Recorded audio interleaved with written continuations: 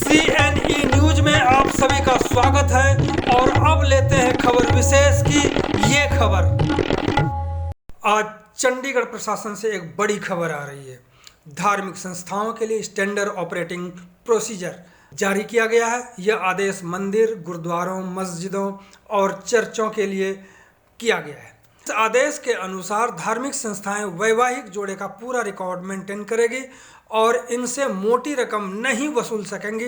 प्रशासन ने कहा है कि SOP निर्देशों का उल्लंघन करने पर सक्षम अथॉरिटी संस्थाओं के खिलाफ उचित कार्रवाई होगी। के आदेश में यह भी कहा गया है कि धार्मिक संस्थाएं वैवाहिक कार्यक्रमों से पहले यह सुनिश्चित करेंगे कि वैवाहिक जोड़ा कानूनी रूप से विवाह के लिए उम्र पार कर चुका है या नहीं। कानून के हिसाब से विवाह संपन्न होना चाहिए। धार्मिक संस्थान विवाह के नाम पर जोड़े का शोषण नहीं करेंगे। इसके साथ ही धार्मिक संस्थान जोड़े को उनके परिजनों की मंजूरी के लिए विवश नहीं करेंगे। इसके साथ ही विवाह के नाम पर जोड़े से धार्मिक संस्थान वो मोटी रकम तो बिल्कुल भी नहीं वसूलेंगे। विवाह के साक्ष्य के रूप में कम से कम 18 वर्ष या इससे ऊपर की उम्र के 2 गवाह विवाह में शामिल रहेंगे।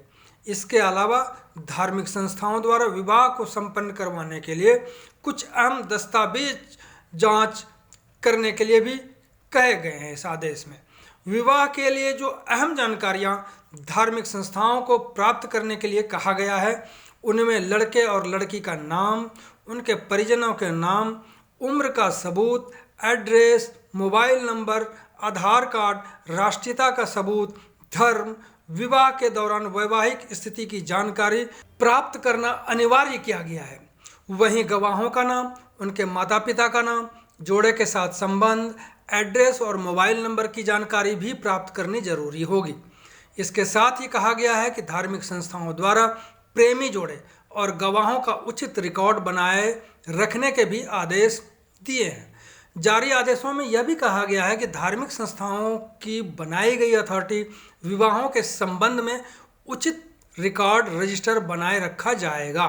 धार्मिक संस्था के पुजारी द्वारा दस्तखत किया हुआ और स्टंप वाला विवाह का सर्टिफिकेट जारी करेगी। इसमें प्रेमी जोड़े की और गवाहों की पूरी जानकारी लिखी जाएगी। इसमें जोड़े का नाम, उम्र, पता, परिजनों के नाम, विवाह के दौरान वैवाहिक स्थिति की जानकारी भी शामिल है। इसमें जोड़े और गवाहों के दस्तखत और जोड़े की तस्वीर भी होगी। इसे पुजारी द्वारा जांच होना चाहिए। वहीं धार्मिक संस्थाओं द्वारा बनाया गया रिकॉर्ड उनकी अथॉरिटी के पास होना चाहिए और जब भी अदालतों, प्रशासनिक अथॉरिटी या पुलिस को वेरिफिकेशन के लिए इसकी ज़रूरत हो तो यह उपलब्ध करवाया जाना पड़ेगा। तो इस तरह से जो SOP जारी किया गया है, इसका जितने भी धार्मिक स्थल हैं इनको पूरी सख्ती से चंडीगढ़ शहर में पालन करना होगा। अगर इन आदेशों का उल्लंघन कहीं से भी अगर होता है तो ये मान के चलिए कि उनके ऊपर सख्त कार्रवाई की जा सकती है, जो इसमें नियम कायदा बनाया गया। CNE न्यूज के साथ बने रहने के लिए आप सभी का बहुत बहुत धन्यवाद।